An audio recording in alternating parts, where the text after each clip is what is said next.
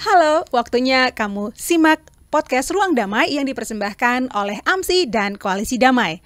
Pada episode kali ini, kita akan ngobrolin tema masa depan tata kelola digital Indonesia bersama saya, Eva Tarigans. Perkembangan teknologi digital yang begitu cepat telah mengubah cara masyarakat mengakses, memproduksi, dan menyebarkan informasi. Transformasi ini memberi peluang besar bagi industri media, namun sekaligus menimbulkan tantangan serius, terutama dalam aspek perlindungan data, keamanan cyber, hingga distribusi nilai yang adil di ekosistem digital. Hingga kini, sebagian besar kebijakan tata kelola digital di Indonesia masih berfokus pada isu perlindungan data pribadi dan keamanan. Sementara itu, dampak jangka panjang terhadap industri media sebagai salah satu pilar demokrasi dan penyampai informasi publik belum sepenuhnya mendapatkan perhatian yang memadai. Oleh karena itu, diperlukan peta jalan kebijakan tata kelola digital yang komprehensif, berorientasi jangka panjang, serta mampu memadukan efisiensi teknologi dengan etika demi menciptakan ekosistem media yang sehat, berkelanjutan, dan adil. Lebih jauh, kita akan berbincang dengan kedua narasumber kita pada hari ini. Ada Bapak Hafiz Nur selaku Head of Researcher Center for Digital Society dan juga ada Bapak Anton Septian, Redaktur Eksekutif Tempo. Halo, selamat pagi Bapak. Pagi. Bapak sekalian, saya manggil ya Bapak aja ya. Soalnya ini agak berat ini julukan di belakangnya. Gitu ya? Bapak aja ya boleh ya. Sebenarnya Mas lebih akrab. Mas gitu. lebih akrab boleh deh kalau gitu. Oke, tapi mungkin saya boleh mulai dulu nih ya dengan CFDS. Bener ya saya bacanya ya, nggak CFDS gitu ya. CFDS saja ya. Oke. Sebenarnya boleh dijelasin nggak sih, mungkin banyak sekali orang-orang awam seperti itu yang mungkin agak bingung nih sebenarnya. Apa sih sebenarnya pilar utama dari roadmap reformasi kebijakan tata kelola digital Indonesia menurut analisis dari CFDS? Silakan Mas. Ya, kalau kita lihat gitu ya di tahun 2021 hingga 2025 itu Kementerian Kominfo ketika itu ya sebelum Komdigi mengeluarkan yang namanya roadmap digital Indonesia Digital yang berfokus pada 4 pilar begitu. Ada masyarakat digital, ekonomi digital, dan di situ ada tata kelola digital. Sedangkan tata kelola digital itu maknanya sangat luas begitu, Mbak. Nah, salah satunya sebetulnya yang ingin saya sampaikan di sini juga adalah kaitannya dengan riset yang pernah dilakukan oleh CFDS berkenaan dengan tata kelola media sosial. Platform media sosial di Indonesia seperti apa begitu. Mengapa demikian? Karena ini adalah salah satu bagian penting dari tata kelola atau ekosistem digital di Indonesia. Triggernya pada waktu itu adalah sebetulnya melihat prone gitu ya media sosial di Indonesia dan kaitannya dengan intervensi pemerintah, kira-kira begitu.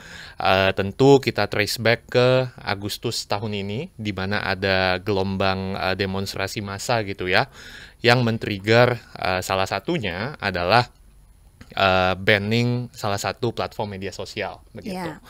Dan di situ kita juga mengutip temuan daripada SafeNet begitu ya, yang menyampaikan bahwa terdapat 108 pelanggaran digital begitu. Nah, ini kemudian terefleksi ke tata kelola digital di Indonesia yang tidak baik-baik saja, kita bisa bilang begitu. Belum lagi misalnya temuan kami yang menunjukkan bahwa pelaku e-commerce ini rentan dewasa ini. Mungkin kita banyak melihat dampak positif dari penggunaan media sosial atau platform e-commerce dalam menjual dagangannya, kira-kira begitu. Tapi pada kenyataannya sebaliknya. Karena unit-unit usaha di Indonesia itu kebanyakan di level mikro saja. Jadi belum bisa upscale, kira-kira begitu. Itu salah satunya begitu. Lalu kemudian yang terakhir adalah tentu kita bisa bicara lebih lanjut terkait masa depan tata kelola platform di Indonesia itu harusnya seperti apa dan belajar dari negara-negara lain. Mungkin situ dulu, Mbak. Oke. Dan mungkin sekarang saya mau nanya ke Tempo dulu nih ya, karena kalau tadi sempat disinggung juga bahwa kita sempat kena shadow ban dan waktu demonstrasi segala macam. Nah, Tempo sendiri itu kan sudah lama ya bertransformasi ke platform digital. Ini sebenarnya gimana sih model bisnis media? Apalagi melihat banyak sekali intrik-intrik di belakangnya ini ya. Ini bagaimana caranya beradaptasi dalam landscape digital baru yang mungkin yang sudah diatur nih sama kebijakan reformasi. Silakan Mas. Ya, Tempo mungkin juga kawan-kawan semua tahu ya, kita basisnya itu adalah media cetak betul ya. Berdiri tahun 1971, kita pertamanya majalah cetak. Barulah kemudian belakangan kita juga terjun ke ranah digital dengan membuat tempointeraktif.com dan belakangan menjadi tempo.co begitu ya. Nah, perkembangan ini tidak bisa tidak merupakan sebuah keniscayaan begitu ya. Dulu kita mungkin istilahnya di kami adalah free first gitu ya. Artinya kalau dapat informasi kita utamakan dulu majalah Tempo begitu ya. Nanti tempo.co-nya atau Tempo interaktifnya belakangan saja begitu ya. Karena kita jualan utamanya di sini begitu ya. Tapi belakangan kita juga tahu ada disrupsi digital begitu ya. Perkembangan teknologi sedemikian pesat. Platform media sosial bermunculan begitu ya, dan tingkat penetrasi internet di Indonesia juga semakin tinggi, semakin luas, dan sebagian besar penggunanya adalah generasi muda yang merupakan pengguna media sosial yang juga besar ya, paling besar begitu. Nah, disinilah kemudian kita juga harus juga melihat perubahan ini ya, baik perubahan teknologi sampai ke behavior dari audiens kita ya, yang mana mereka lebih banyak menyimak atau lebih dulu menyimak informasi dari media sosial ketimbang dari media konvensional, sehingga kita bisa catch up ya, baik dalam hal penyampaian informasi, bahkan juga sampai pada yang paling inti ya, pertanyaan dari segala pertanyaan bisnis media, keberlangsungan pendanaan, artinya terkait dengan model bisnis seperti itu ya. Nah, kami di Tempo kemudian juga secara lebih serius sejak sebelum tahun 2020-an lah, 2018, 2019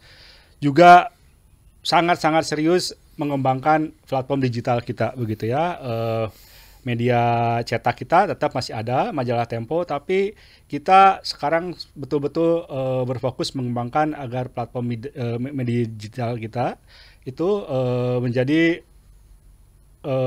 tempat yang boleh dibilang bagi orang lain gampang untuk mengakses informasi yang dicari gitu. Karena mungkin kalau nyari media cetak nyarinya di mana gitu ya, nyari toko buku dan sebagainya, tapi kalau misalnya mereka berlangganan Tempo digital, mereka bisa mendapatkan majalah Tempo versi digital ataupun koran Tempo dulu ya, yang versi hariannya, dan karena itulah kemudian kita belakangan sepakat di Tempo untuk meleburkan newsroom dari tadinya yang 3 newsroom ya, ada majalah Tempo, ada koran Tempo, dan tempo.co menjadi satu payung di bawah Tempo saja begitu ya. Jadi dulu pembrandnya 3, sekarang pembrandnya 1, di bawahnya para Redpel dan teman-teman editor dan reporter yang mereka akan mengkurasi, menilai informasi ataupun berita yang diperoleh teman-teman reporter, apakah ini lebih cocok untuk versi premium atau free content begitu ya. Versi premium apakah premium harian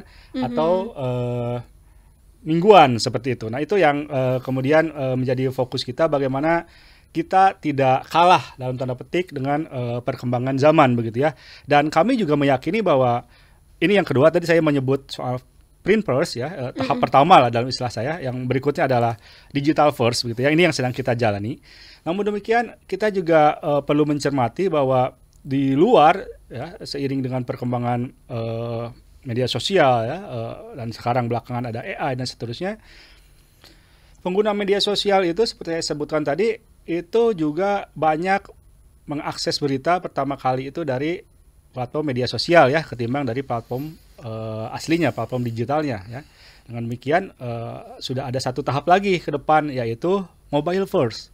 Ya, atau di tempat lain disebutnya itu zero web begitu ya. Jadi orang tidak masuk ke web kita ya, tidak baca berita di web kita, ya cukup mengakses TikTok ya, cukup mengakses media sosial dan seterusnya, sehingga mereka mendapatkan informasi dari sana begitu. Nah, kita di Tempo sudah masuk ke tahap yang kedua gitu ya, dan kita sedang mencoba untuk catch up lagi ke yang Waduh, ketiga begitu. Ada lagi nih ya. Ada lagi ini memang problem yang bukan cuma dihadapi oleh kami begitu ya, tapi hampir semua atau semua media konvensional ya. Pada akhirnya kita harus beradaptasi dengan perkembangan zaman begitu ya, dan dalam hal beradaptasi itu tadi saya bilang soal bagaimana mengakses informasi, menyajikan informasi tadi disebutkan oleh Pak Eva di depan begitu ya, termasuk juga yang perlu diperkuat itu mungkin adalah tata kelola digital, karena pada akhirnya kita akan bermuara ke sana ketika kita mungkin akan lebih banyak memainkan akun media sosial kita begitu ya, karena itu tadi pembaca lebih banyak nongkrong di sana ketimbang datang sendiri ke tempat kita untuk mengakses berita. Nah inilah yang menurut saya dalam hal tata kelola digital itu harus sampai pada tahap itu begitu ya, dalam hal memproyeksikan apa yang akan terjadi ke depan. Karena kalau misalnya cuma fokus di tahap yang kedua ya, bagi kami itu berarti kita menutup mata dengan perkembangan zaman gitu ya. Orang ataupun pengguna media sosial sudah mengakses informasinya dari media sosial ya, tapi medianya sendiri tidak sampai ke sana begitu ya. Atau tata kelolanya, kalau kita bicara soal tata kelolanya dalam hal pengaturan media, kita masih bicara soal media konvensional, soal platform digitalnya saja gitu ya, tapi tidak sampai pada yang ujung tadi yang di Indonesia sudah mulai terjadi juga ya, mulai banyak homeless media dan seterusnya dan seterusnya, yang itu perlu diatur. Dan karena kalau kita bicara regulasi misalnya ya, yang ada banyak regulasi yang belum mengakomodasi perkembangan zaman itu begitu ya. Misalnya homeless media ya, kalau kita bicara soal sertifikasi Dewan Pers begitu ya, itu nggak mungkin bisa mendapatkan sertifikasi Dewan Pers karena aturan yang ada itu hanya menyebutkan bahwa media yang tersertifikasi itu adalah media yang berbadan hukum pers gitu ya, dengan memiliki kantor, dengan memiliki platform, dengan memiliki minimal 10 karyawan kalau nggak salah dan seterusnya. Ini belum terakomodasi. Makanya harus sampai jauh, harus menyeluruh begitu ya. Betul. Jadi kayak kalau saya ambil juga sedikit obrolan dari Mas Anton adalah bahwa dengan sekarang ini banyak sekali banjir informasi dan juga banjir sekali homeless media, teman-teman yang mungkin mencoba memberitakan berita yang begitu besar sekali ya. Dan mungkin di sini juga salah satu peran dari CFDS nih. Kan CFDS juga banyak menyoroti edukasi digital ya untuk publik. Nah, kalau menurut Mas Hafiz sendiri nih, bagaimana sih sebenarnya CFDS ini melihat peran edukasi digital terhadap publik dalam mendukung reformasi ini? Apa bentuk literasi digital yang paling mendesak saat-saat sekarang ini? Ya. Sebetulnya saya udah berulang kali nih menyampaikan di berbagai kesempatan, karena tantangan edukasi digital kita itu tantangan struktural.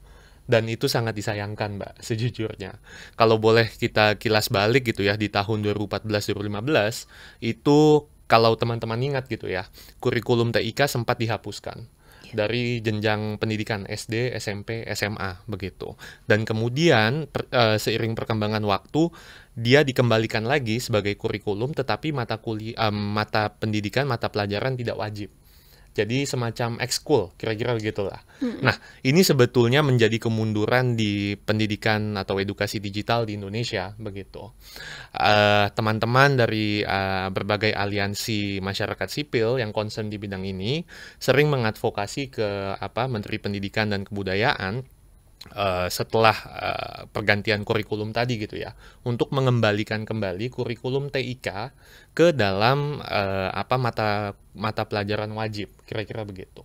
Dan lebih dari itu sebetulnya mata pelajaran TIK yang disampaikan di jenjang pendidikan itu lebih banyak fokusnya kepada skill set yang lebih teknikal, kira-kira begitu. Menurut pandangan kami di CFDS juga penting untuk melihat aspek-aspek sosialnya, kira-kira begitu. Mungkin dulu pas zaman saya ingat diajarkan bagaimana mengoperasikan Microsoft, kira-kira begitulah ya. Nah, sekarang sudah seharusnya bisa lebih dari itu. Terlebih dengan adanya AI, kira-kira begitu. Mungkin ini senada juga dengan wacana untuk memasukkan mata pelajaran coding gitu ya, khusus spesifik untuk mentrain siswa-siswa ini, kira-kira begitu. Oke, itu penting, tapi apakah itu menjadi sebuah hal yang penting, itu bisa diperdebatkan kayak gitu. Dan ketika kita melihat siswa begitu ya sebagai objek daripada si mata pelajaran baru tadi, itu pada akhirnya hanya melihat pada economic value. Nanti ke depannya kita bisa mencetak berbagai macam coding lah, kira-kira gitulah ya. Itu yang agak disayangkan dan menjadi pengingat juga gitu ya bagi kita semua bahwa again, masalah edukasi digital itu struktural. Dan tadi saya sudah katakan terkait tantangan kurikulumnya yang wajib dan mendesak. Dan yang kedua adalah model kurikulum yang seperti apa yang bisa kita kenalkan ke mahasiswa, siswa-siswi yang ada di jenjang pendidikan begitu. Terakhir juga karena adanya kekosongan kurikulum ini gitu ya, pada akhirnya bukan hanya teman-teman masyarakat sipil mengadvokasi ya, tetapi mereka juga melakukan pelatihan-pelatihan atau edukasi juga gitu. CFDS melakukan edukasi digital karena kami di bawah perguruan tinggi gitu ya. Kami bisa melakukan training of trainers gitu ya. Kami berikan kurikulum tentang literasi digital yang basic aja Mbak. Misalnya kayak kamu nggak boleh loh upload KTP di media sosial. Sesimpel itu. Karena banyak teman-teman kita yang juga nggak paham do's and don'ts bagaimana bermedia sosial dengan etis, kira-kira begitu. Sesimpel itu Mbak. Dan ruang kosong ini kemudian yang digunakan oleh masyarakat sipil untuk pada akhirnya melalui jejaring dan relawannya itu ya udah kita spread deh kayak gitu di bawah Siberkreasi yang adalah juga salah satu program inisiasi dari Kominfo ya ketika itu begitu. Nah, poinnya adalah tentu kerja-kerja kerelawanan ini perlu dan penting karena juga masyarakat sipil kan bisa lebih fleksibel ketimbang sekolah atau pemerintah, kira-kira begitu. Tapi at the same time kita juga nggak bisa meninjek secara terus-terusan melalui sifat yang kerelawanan ini begitu. Tentu harus ada yang sifatnya lebih wajib. Disinilah masuk kurikulum yang tadi ya, yang sifatnya wajib tadi. Mungkin itu Mbak. Oke. Nah, kalau dari informasi yang sudah disampaikan oleh Mas Hafiz, ternyata memang banyak sekali orang yang harus bersinergi, banyak sekali peran-peran dan pihak-pihak yang harus bersinergi untuk hal ini ya. Dan mungkin salah satunya adalah peran dari media seperti itu. Nah, kalau Mas Anton nih dari sisi jurnalisme, sebenarnya seberapa besar nih peran media seperti Tempo dalam meningkatkan literasi digital masyarakat, terutama ini supaya publik lebih kritis ya dan gak mudah terjebak dalam disinformasi. Gampang banget sekarang dikit-dikit hoax itu tuh udah kayak fakta gitu ya. Itu gimana kira-kira Mas?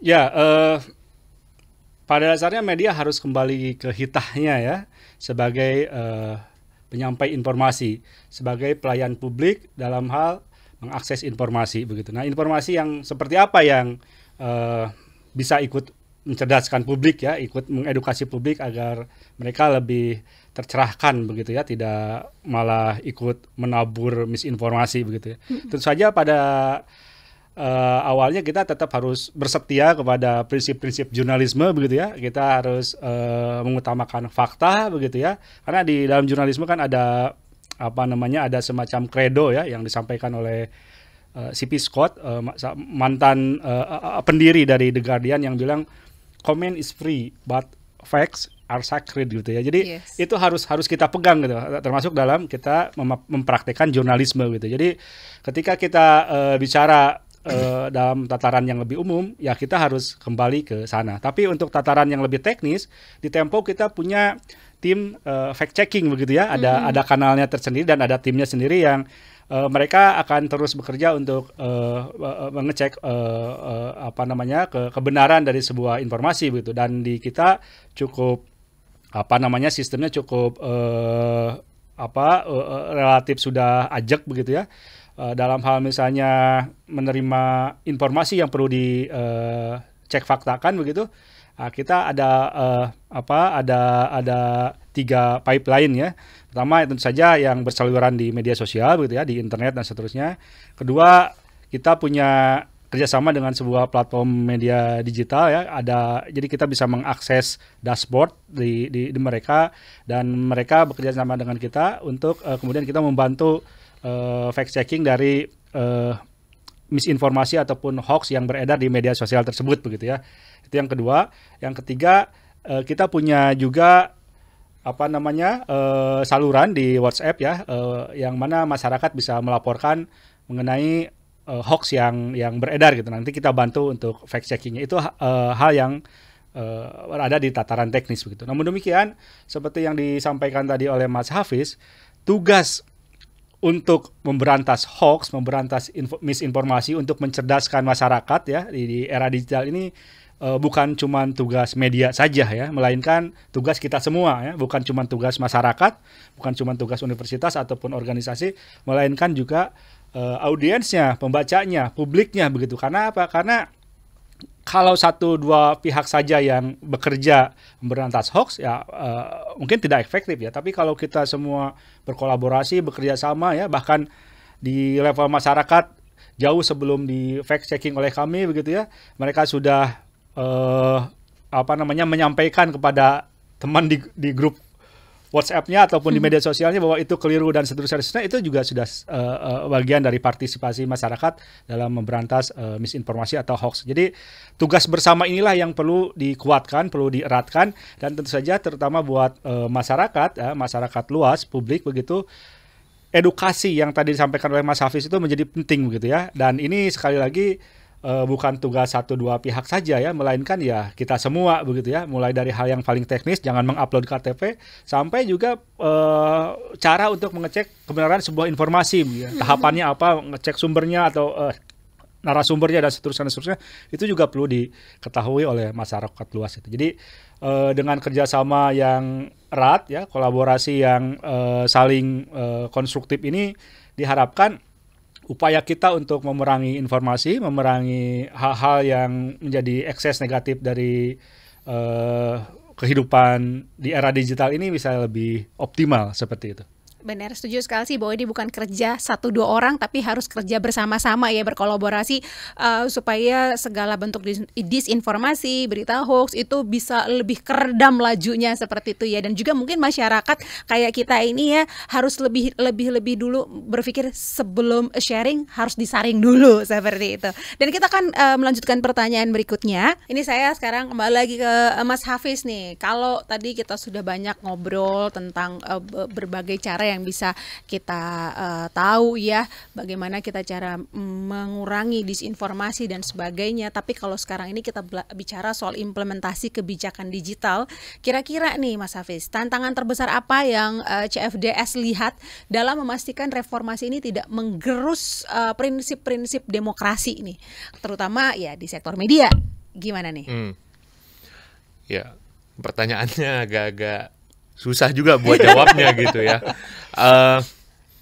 Mungkin yang ingin saya ingatkan adalah tantangan etika ya, Mbak ya. Tapi yang ingin saya ingatkan juga adalah etika ini nggak bisa diregulasi atau nggak ada tata kelolanya, kira-kira begitu.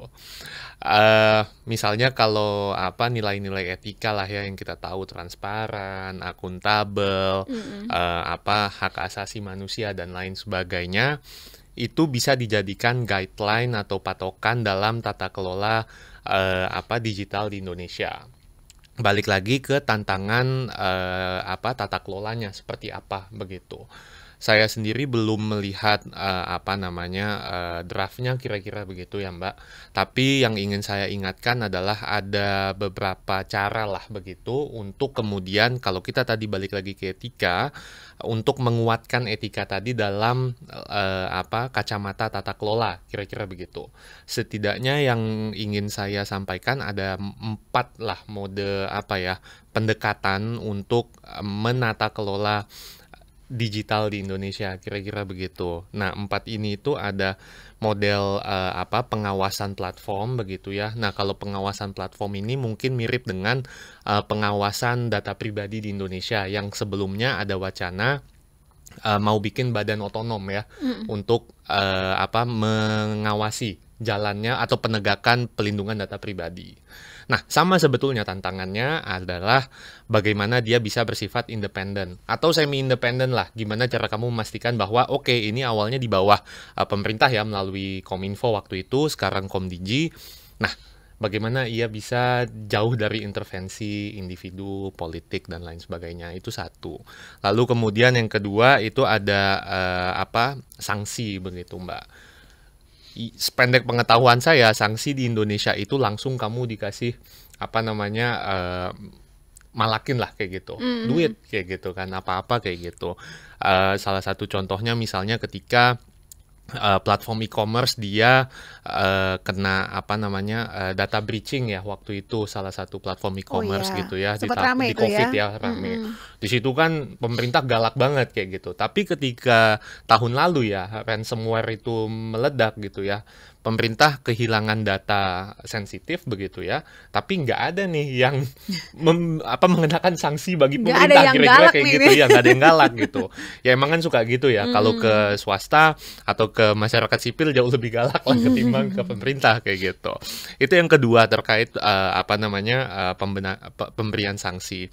Yang ketiga transparansi moderasi konten dan juga algoritma yang digunakan seperti apa. Ini sebetulnya relate ke dulu tahun 2023 ada surat edaran kecerdasan artifisial yang juga mengajak ya, karena waktu itu sifatnya surat edaran dan sifatnya etika, nggak bisa diatur, mengajak untuk platform atau lembaga publik yang menggunakan AI untuk yuk being transparent kayak gitu, terkait data collection kamu seperti apa, terkait proses data yang kemudian tadi data algoritmiknya seperti apa, itu di-floorkan dong ke publik kayak gitu.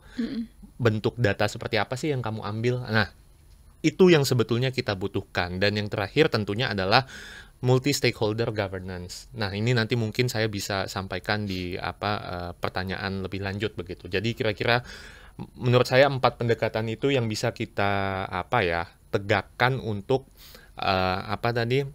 tata kelola digital di Indonesia yang lebih kuat, kira-kira begitu. Jadi kalau yang tadi saya boleh recap kembali tadi, pengawasan platform, sanksi, transparansi, dan multi stakeholder governance seperti itu. Nah, kalau kita ke Mas Anton, kita tadi tetap aja nggak bisa lepas dari pemerintah, ya. Apapun itu ceritanya tetap ada payung kita besar, pemerintah, gitu ya. Mau galak gak galak ada pemerintah seperti itu. Nah, sebenarnya gimana nih peran pemerintah mendukung media? Apalagi kan pernah dengar bisik-bisiknya nih ya, ada akan dikucurkan dana abadi endowment fund kalau nggak salah ya. Itu tapi ada kriteria khususnya bahwa kalau yang mau ngedapetin fund tersebut ataupun bantuan dana tersebut adalah media-media yang terverifikasi oleh Dewan Pers. Padahal banyak juga nih media-media yang benar-benar bersuara, media-media yang memang punya value yang benar gitu ya, justru mempunyai kemungkinan yang sangat kecil sekali untuk bisa mendapatkan pendampingan ini ataupun support ini. Nah, menurut Mas Anton sendiri nih, menyikapi hal ini seperti apa? Ya, jadi dalam berbagai tesis ya, dalam berbagai teori begitu ya, ada semacam adagium bahwa demokrasi yang berkualitas itu berkorelasi dengan jurnalisme yang berkualitas begitu ya. Nah, masalahnya jurnalisme yang berkualitas itu belakangan kita tahu semakin tergerus begitu ya. Ada perkembangan teknologi seperti yang saya sampaikan tadi ya, ada berbagai macam disrupsi termasuk dalam hal ini juga soal keberlangsungan pendanaan. Karena ini yang saya sampaikan di awal sebagai pertanyaan dari segala pertanyaan begitu ya. Bagaimana keberlangsungan pendanaan media gitu ya. Jadi ketika bikin inovasi apa ya, bikin produk apa dan seterusnya, pasti pertanyaannya bisnis modelnya apa begitu. Dan di era medsos sekarang begitu ya, ketika orang dengan gampang mendapatkan informasi bukan dari media ya, bisa dari media sosial dan seterusnya, secara otomatis popularitas media konvensional itu menjadi lebih menurun begitu ya. Apalagi belakangan kita tahu ada AI begitu ya, yang mana berdasarkan informasi yang saya dapatkan dari kawan-kawan begitu ya, ketika katakanlah Google sudah punya fitur Google AI Overview, traffic ataupun page view media itu menurun begitu ya. Yang otomatis bagi media yang mengandalkan traffic untuk mengenerate pendapatan, mengenerate revenue, akan menurunkan juga pendapatannya seperti itu ya. Artinya semakin krisis begitu ya. Di sisi lain media konvensional seperti Tempo yang juga mencoba mengembangkan model bisnis berlangganan juga belum sepenuhnya optimal begitu. Kita berusaha, kita berikhtiar, tapi hasilnya tidak ataupun belum menutup kehilangan kita dari sumber pendapatan konvensional, yaitu dari iklan begitu ya. Ketika para pemasang iklan lebih memilih platform digital untuk menaruh iklannya begitu ya, secara otomatis kue iklan bagi media kan berkurang begitu ya. Belum lagi kita bicara soal intermediary ya, yang ad network dan sebagainya, yang mana itu juga mengurangi pendapatan media gitu, karena bid iklannya harus lewat mereka dulu, media cuma dapat berapa, mereka lah yang dapat lebih besar, dan seterusnya. Jadi banyak sekali yang menjadi masalah dalam hal bisnis model ataupun keberlangsungan bisnis media seperti itu. Di Tempo kita masih meyakini bahwa memang mass media itu udah berubah menjadi niche media begitu. Jadi semakin kecil ceruknya. Kita meyakini bahwa akan ada orang yang bersedia untuk membayar untuk membaca berita begitu ya. Dan ini yang kami juga dorong kepada media-media lokal agar mereka tidak bergantung pada satu bisnis model, tidak bergantung pada satu revenue stream begitu ya. Yang tadi saya sampaikan dari face view begitu ya, dari ad network dan sebagainya begitu ya. Atau dari misalnya pendapatan dari Pemda begitu ya. Teman-teman di daerah biasanya sangat bergantung sekali pada Pemda agar mereka bisa mendapatkan iklan dari situ. Dari situlah mereka hidup. Nah, kita mencoba menawarkan lagi opsi kepada mereka agar mereka juga memiliki pendapatan dari pembaca ya, readers revenue begitu ya, dengan cara ya mereka harus membangun sistem berlangganannya. Oleh karena itulah kami di Tempo bekerja sama dengan AMSI dan beberapa pihak lain membuat sebuah program yang namanya Independent Media Accelerator, yang mana dalam program itu kita menularkan tidak cuma jurnalisme yang berkualitasnya, melainkan juga sistem ataupun model berlangganan bagi mereka, dan mereka berada di dalam bimbingan kita ya, di sebuah inkubasi itu selama 2 tahun, yang mana mereka akan dipantau dan akan dibimbing secara terus-menerus, tidak cuma dari sisi bagaimana memproduksi liputan yang bagus, tapi juga bagaimana mereka menumbuhkan bisnis ataupun model berlangganannya itu. Masalahnya adalah ini ikhtiar ataupun upaya yang dilakukan oleh kami saja begitu ya. Dan ini tidak cukup begitu ya. Kalau kita ingin sekali lagi memiliki demokrasi yang berkualitas, tentu saja jurnalismenya harus berkualitas, dan itu bukan cuma tanggung jawab oleh kami begitu ya, atau oleh media ya. Nah, kita harus tanyakan komitmen ini kepada pemerintah. Pemerintah ingin nggak demokrasi kita berkualitas gitu? Kalau pemerintah ingin demokrasi kita berkualitas, tentu pemerintah harus turun tangan. Pemerintah tidak bisa diam saja. Oleh karena itulah pemerintah harus melakukan semacam intervensi ya, untuk mendorong agar media ini juga bisa mendapatkan pendanaan alternatif begitu. Ada berbagai macam modelnya. Yang sudah dilakukan adalah yang publisher right begitu ya. Jadi nanti media yang berada di bawah naungan Dewan Pers gitu, yang sudah terverifikasi Dewan Pers, dia bisa mendapatkan pembagian jatah keuntungan dari platform media digital yang mendapatkan keuntungan dari konten yang dipublikasikan di platform tersebut begitu ya. Nah, tapi ini pun baru langkah awal dan belum berjalan secara optimal begitu ya. Nah, ada alternatif lain yang bisa dilakukan, dan ini bukan suatu yang mustahil ya. Ini terjadi di Amerika. Ada Amerika Serikat ya. Ada yang namanya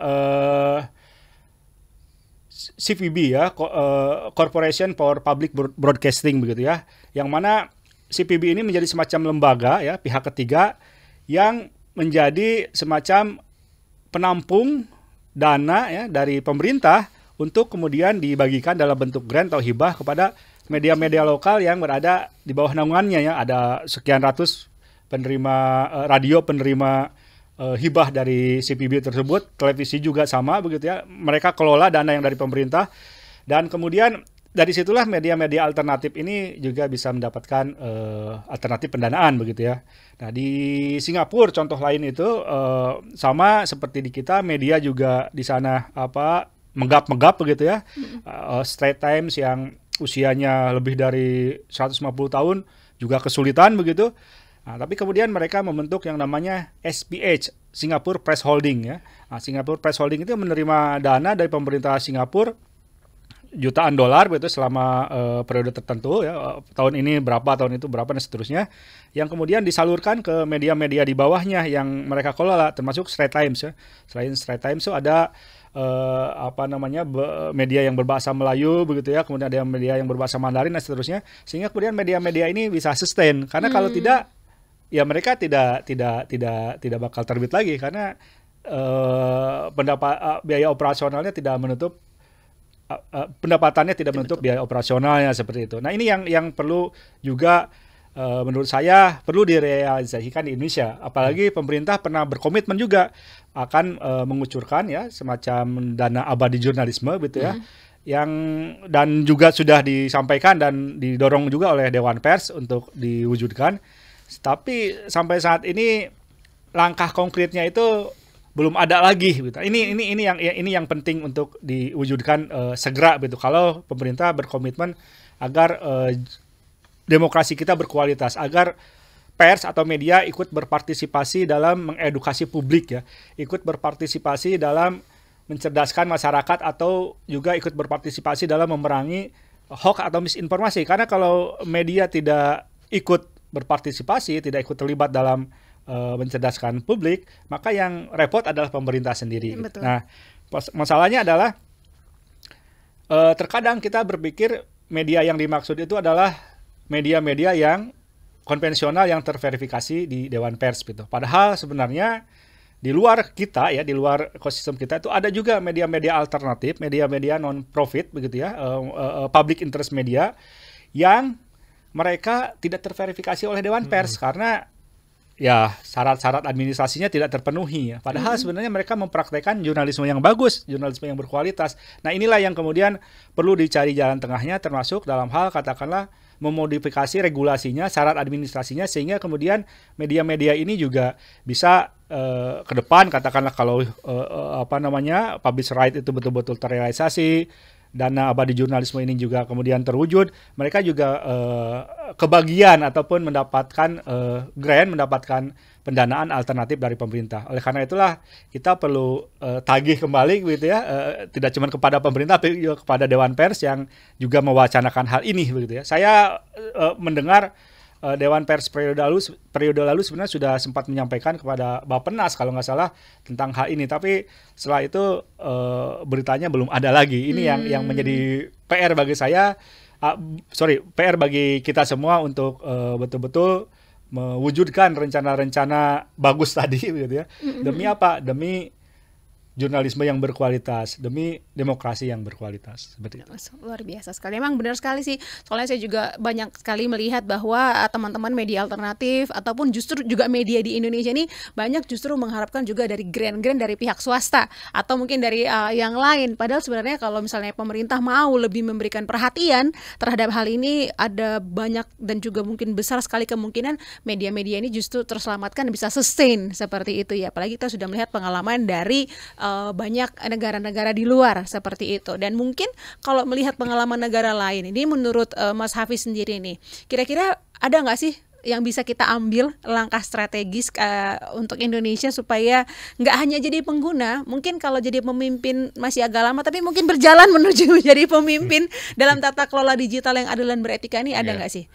Iya, mungkin tadi ya saya sepakat nggak langsung jadi pemimpin gitu ya. Tapi mungkin di sini yang ingin saya kasih contoh adalah gini deh, tadi kita udah bahas tentang tata kelola platform media sosial begitu ya. Dan tadi Mas Anton juga sudah terkait tata kelola media konvensional begitu. Nah, sedikit aja dari bagian itu, misalnya melindungi pengguna atau user begitu ya. Dengan pemerintah fokus ke melindungi pengguna tadi itu sebetulnya udah go beyond lah kira-kira kayak gitu. Oke, tidak akan meningkatkan revenue secara jangka pendek, tapi itu memberikan kita keadilan dan juga transparansi di media sosial kayak gitu. Nah, untuk mencapai itu tadi kan saya sudah sampaikan ada 4 pendekatan kira-kira yang kemudian kalau dikerucutkan itu kita bisa bagi menjadi 3 model lah kira-kira begitu ya. Yang pertama state centric gitu ya. Tadi bagaimana peran negara itu betul-betul mengawasi platform, kira-kira begitu. Bukan sebaliknya, begitu ya. Lalu kemudian yang kedua, moderat, begitu ya. Moderat ini seperti di Singapura melalui IMDA, kalau saya tidak salah. Itu dia negara, dia ada lembaga semi-independen yang kemudian mengawasi, lembaga semi-independen ini mengawasi juga intervensi pemerintah dan juga jalannya moderasi konten, begitu. Itu salah satu ininya aja, tugasnya aja, begitu. Apakah Indonesia siap kalau misalnya mengarah ke yang pendekatan moderat tadi kayak gitu. Itu juga pertanyaan reflektif gitu ya untuk pemerintah begitu. Karena again sangat banyak badan semi otonom atau bisa dibilang otonom itu kan sangat tinggi intervensi politiknya juga begitu. Lalu kemudian yang terakhir ada yang multi stakeholder begitu. Nah, multi stakeholder ini sebetulnya banyak dilakukan di Uni Eropa begitu, di mana peran masyarakat sipil, peran pemerintah, peran platform, peran media itu berperan dalam pertama misalnya mendefinisikan apa itu misinformasi dan disinformasi kayak gitu. Kemudian bagaimana kita bisa mendorong transparansi algoritma di platform media sosial, katakanlah begitu. Karena selama ini tidak ada tuh komunikasi atau minimal untuk mendefinisikan apa sih misinformasi atau disinformasi bagi pemerintah, bagi platform media sosial, bagi media misalnya kayak gitu. Itu belum pernah ajak begitulah. Nah, dan tadi penting juga kalau kita belajar dari Uni Eropa adalah bagaimana kita memitigasi ekses negatif daripada pelindungan atau ketidakadanya pelindungan pengguna platform, kira-kira begitu. Menurut saya fokus di satu isu atau satu aspek dari tata kelola digital saja sudah menjadi quick win buat pemerintah begitu ya, ketimbang kita melihat yang jauh lebih meta begitu. Bukan saya nggak bilang bahwa yang jauh lebih meta itu jadi kita nomor 2, nomor 3 kan begitu. Tapi kalau ada quick wins yang bisa pemerintah capai, salah satunya melalui melindungi pengguna di media sosial. Mungkin itu, Mbak. Oke, dan Mas Anton, kalau udah dengar tadi barusan paparan dari Mas Hafiz, ini kayaknya nyambung sama pertanyaan terakhir nih. Kira-kira gimana nih kalau sudah dipaparkan seperti Mas Hafiz barusan, wajah ideal tata kelola digital Indonesia ini kalau menurut Tempo sebenarnya yang seperti apa sih yang idealnya? Di mana misalnya kebijakannya kah? Apakah publik harus berjalan selaras dalam satu ekosistem yang adil kah? Atau seperti apa nih? Ya, dari sudut pandang media tentu saja yang penting bagi kami adalah bagaimana kami bisa melayani publik dalam memberikan informasi begitu ya, secara konsisten ya, berkesinambungan, independen, dan tentu saja aman dan bebas dari ancaman dalam melakukan tugas-tugas jurnalistik. Artinya regulasinya tidak cuma dari sisi hal yang berkaitan dengan digital, tapi juga perlindungan bagi jurnalisnya. Itu yang ideal bagi kami ya, dengan pers yang mempublikasikan ataupun membuat berita yang independen. Tentu ini akan ada kaitannya dengan tadi yang saya sampaikan di awal soal demokrasi yang berkualitas begitu ya. Jadi ujungnya itu, tapi dari hal ya, dalam hal tataran teknis tentu saja yang saya maksud barusan itu juga tidak kalah penting begitu ya, karena inilah yang menjadi PR kita bersama begitu ya. Kita tadi panjang lebar membahas soal ancaman keberlangsungan pendanaan begitu ya, tapi sebenarnya dalam hal sehari-hari juga ada ancaman lain ya, pembungkaman ataupun ancaman hukum maupun fisik begitu, atau teror begitu ya, yang mana ini juga membutuhkan komitmen pemerintah untuk betul-betul membuat pers itu bekerja secara optimal, melayani publik dalam mengakses informasi. Ini yang kami selalu pertanyakan begitu ya, tidak cuma soal bagaimana pemerintah mewujudkan rencananya ataupun gagasannya membuat dana abadi jurnalisme begitu ya, tapi juga bagaimana sebenarnya komitmen mereka terhadap pers Indonesia, terhadap media di Indonesia gitu. Karena tanpa dukungan pemerintah, tanpa komitmen pemerintah yang baik begitu ya, apa yang kita cita-citakan tadi menjadi gugur semua begitu ya. Oke, di satu sisi mereka mewacanakan soal dana abadi jurnalisme, tapi di sisi lain hal yang mendasar yang terkait dengan perlindungan terhadap jurnalis misalnya, ataupun ancaman dari teror ya, dari teror fisik ataupun ancaman hukum dan seterusnya tidak kemudian ditangani. Ini juga bukan merupakan sebuah situasi ataupun kondisi yang ideal bagi media itu. Jadi kalau bicara soal ideal ya harusnya apa yang nanti menjadi harapan kita bersama ini dirumuskan secara lebih komprehensif begitu ya. Betul bahwa sejumlah aturan sudah ada, tapi aturan yang ada aja belum cukup ya. Yang juga dibutuhkan adalah komitmen bagaimana menegakkan peraturan tersebut ya, seperti itu. Jadi dengan adanya komitmen dalam hal rencana pembuatan regulasi yang lebih komprehensif ya, termasuk juga dengan menegakkan komitmen terhadap aturan yang sudah ada, kita pada ujungnya akan memiliki sebuah ekosistem media yang betul-betul ideal seperti itu ya. Meskipun saya kurang yakin bahwa hal ini akan terwujudkan dengan segera begitu ya. Oke, terima kasih Mas Anton, dan memang benar sekali sih bahwa kita bukan ngomongin pendanaan dan kawan-kawan, tapi sebenarnya hal-hal kecil pun seperti pembungkaman dan kawan-kawan itu juga harus menjadi perhatian. Dan kayaknya kalau mau dipanjangin ngobrolnya ini kita perlu episode-episode berikutnya nih ya. Tapi kita sudah sampai di akhir obrolan kita, tapi sebelum kita menutup obrolan ini mungkin saya pengen dengar dulu nih, boleh nggak sih Mas Hafiz dan juga Mas Anton berikan closing statement? Mungkin boleh dimulai dari Mas Hafiz, silakan. Oke, tata kelola digital di Indonesia itu masih jauh dari kata sempurna gitu kali ya. Ada beberapa recent developments, seperti misalnya bagaimana Indonesia sudah fokus ke media, dari media analog begitu ya ke media digital, seperti perubahan Kominfo ke Komdigi itu menjadi salah satu titik balik lah kira-kira begitu, dan pada akhirnya menekankan bahwa tata kelola digital menjadi penting. Ada berbagai skema tata kelola begitu ya, yang tadi saya sampaikan hanya secuil dari tata kelola digital in general kira-kira begitu. Tapi pada dasarnya adalah Indonesia itu udah kebanyakan dokumen kebijakan. Kira-kira gitu, terutama kaitannya dengan digital begitu. Kemarin AI tiba-tiba bikin pragmatis surat edaran AI begitu. Bisa dibilang bagus, bisa dibilang nggak bagus juga. Bagus karena responnya cepat, tidak bagus karena isinya normatif. Dan selalu seperti itu gitu. Itu baru satu contoh. Dan pada akhirnya juga mungkin yang ingin saya tekankan juga di sini adalah kayaknya komitmen top down approach menjadi penting. Bagaimana melihat digital platform ini bukan sekedar orang ngasih komentar di media sosial, lalu kemudian ada demo, lalu viral, lalu sentimen warga jadi negatif ke pemerintah, bukan seperti itu gitu. Dan yang kita inginkan bukan yang seperti Mas Wapres sampaikan juga begitu, apa-apa digital misalnya kayak gitu, apa-apa AI misalnya kayak gitu.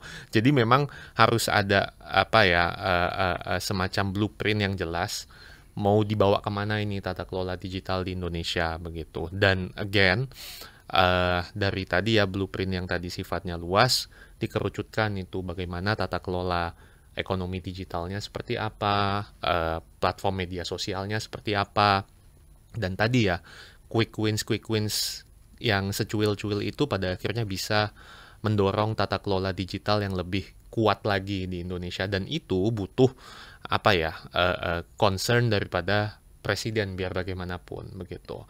Nggak bisa cuma mengandalkan menteri, karena biar bagaimanapun nanti menteri ke presiden. Ya akhirnya balik lagi kan, isu digital ini jadi poin keberapa nih prioritas kebijakan bagi Indonesia begitu. Oke, terima kasih Mas Hafiz. Silakan Mas Anton. Ya, dalam hal tata kelola digital di Indonesia yang sekarang sedang diupayakan begitu ya. Pertanyaan yang mendasar adalah tujuannya apa, goalnya apa begitu ya. Tentu tujuan utamanya adalah agar kita mendapatkan benefit ya, mendapatkan manfaat dari era digital ini begitu ya.